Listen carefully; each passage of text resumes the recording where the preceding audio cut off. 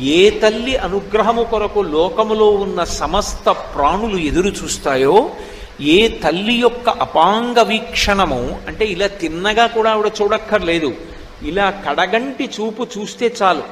అపాంగై, అమ్మవారు ఇలా చూస్తుందిట, కడగంటి చూపు అంతే. ఆ ఒక్క చూపు చేత ఒకడు మహదైశ్వర్యవంతుడవుతాడు.